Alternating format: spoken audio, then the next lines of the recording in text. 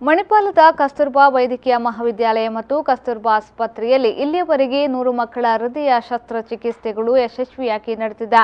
ಈ ಹಿಂದೆ ಕರಾವಳಿ ಕರ್ನಾಟಕದಲ್ಲಿ ಮಕ್ಕಳ ಹೃದ್ರೋಗ ಮತ್ತು ಹೃದಯ ಶಸ್ತ್ರಚಿಕಿತ್ಸೆಗೆ ಲಭ್ಯವಿರಲಿಲ್ಲ ಮತ್ತು ಅನಾರೋಗ್ಯದ ನವಜಾತ ಶಿಶುಗಳು ಮತ್ತು ಮಕ್ಕಳು ತುರ್ತು ಚಿಕಿತ್ಸೆಗಾಗಿ ಕೊಚ್ಚಿನ್ ಅಥವಾ ಬೆಂಗಳೂರಿಗೆ ಹೋಗಬೇಕಾಗಿತ್ತು.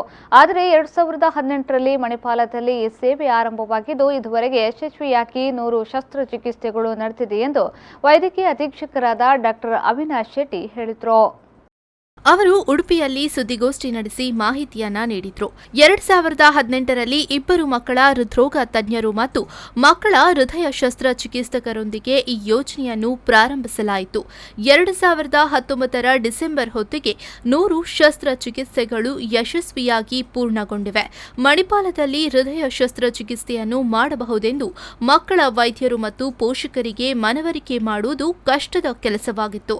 ಮಕ್ಕಳ ಹೃದಯ ಕಾಯಿಲೆ ಎಂದರೆ ದೊಡ್ಡ ನಗರಗಳಿಗೆ ಹೋಗುವುದು ಮತ್ತು ಹತ್ತಿರದ ಆಸ್ಪತ್ರೆಯಲ್ಲಿ ಸೌಲಭ್ಯಗಳು ಲಭ್ಯವಿಲ್ಲ ಎಂದು ಪ್ರತಿಯೊಬ್ಬರ ಮನಸ್ಸಿನಲ್ಲಿ ಚೆನ್ನಾಗಿ ಬಿಂಬಿತವಾಗುತ್ತಿತ್ತು.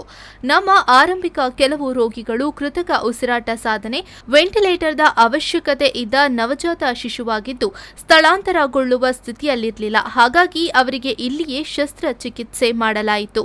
ಆದರೆ ಈಗ ಎಲ್ಲಾ ರೀತಿಯ ಹೃದಯ ಶಸ್ತ್ರಚಿಕಿತ್ಸೆಗಳು ಸೇರಿದಂತೆ ಕಳೆದ 2 ವರ್ಷಗಳಲ್ಲಿ ಅತ್ಯಂತ ಸಂಕೀರ್ಣವಾದವುಗಳನ್ನು ಯಶಸ್ವಿಯಾಗಿ ನಿರ್ವಹಿಸಲಾಗಿದೆ.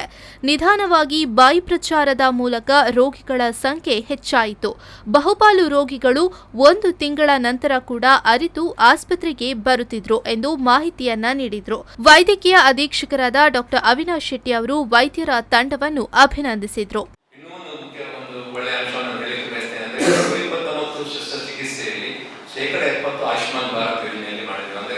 ಸುಮಾರು 90 ಮಕ್ಕಳಿಗೆ ಸಂಪೂರ್ಣವಾಗಿ ಉಚಿತವಾಗಿ ಆಯುಷ್ಮಾನ್ ಭಾರತ್ ಯೋಜನೆಯಲ್ಲಿ ಶಸ್ತ್ರಚಿಕಿತ್ಸೆಯನ್ನು ಮಾಡಿದ್ದೇವೆ.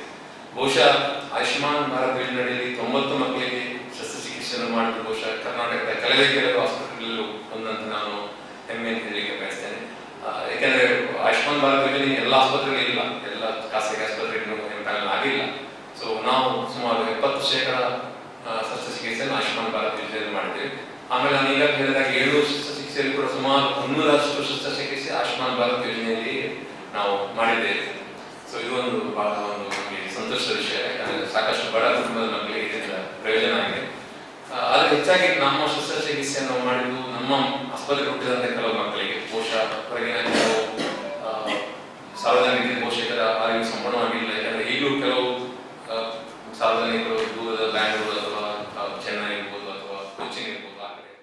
ನವಜಾತ ಶಿಶು ವಿಭಾಗದ ಪ್ರಾಧ್ಯಾಪಕರು ಮತ್ತು ಮುಖ್ಯಸ್ಥರಾದ doctor Leslie Edward S Lewis ಅವರು ಮಕ್ಕಳ ವಿಭಾಗ, ಸ್ತ್ರೀರೋಗ ಮತ್ತು ಹೆರಿಗೆ ವಿಭಾಗ, ಭ್ರೂಣ ಔಷಧ ವಿಭಾಗ, ನವಜಾತ ಶಿಶು ವಿಭಾಗ, ವಿಕಿರಣ ಶಾಸ್ತ್ರ ವಿಭಾಗ, ಹೃದಯ ಅರವಳಿಕೆ ವಿಭಾಗ ಮತ್ತು ಹೃದಯ ಶಸ್ತ್ರಚಿಕಿತ್ಸೆ ವಿಭಾಗದ ಸಹಾಯದೊಂದಿಗೆ ಇಂದು ಪೂರ್ಣ ಪ್ರಮಾಣದ ಮಕ್ಕಳ ಹೃದಯ ಆರೈಕೆಯನ್ನು ಕಸ್ತೂರ್ಬಾ ಆಸ್ಪತ್ರೆ ಮಣಿಪಾಲವು ನೀಡುತ್ತಿದೆ ಎಂದು ಹೇಳಿದರು.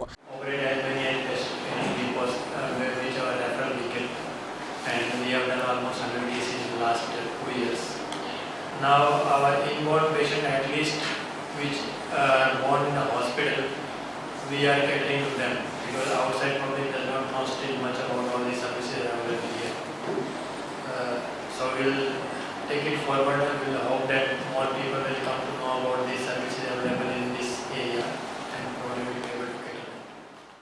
ಈ ಸಂದರ್ಭ ಮಕ್ಕಳ ಹೃದಯಶಾಸ್ತ್ರ ವಿಭಾಗದ ಡಾಕ್ಟರ್ ಅಕ್ಕತಾಯಿ, ಡಾಕ್ಟರ್ ಅರವಿಂದ ಬಿಷ್ಣೋಯಿ ಮತ್ತಿತರರು ಉಪಸ್ಥಿತರಿದ್ದರು. ಪಲ್ಲವಿ ಸಂತೋಷ್, ವಿ4 ನ್ಯೂಸ್ 24/7 ಉಡುಪಿ.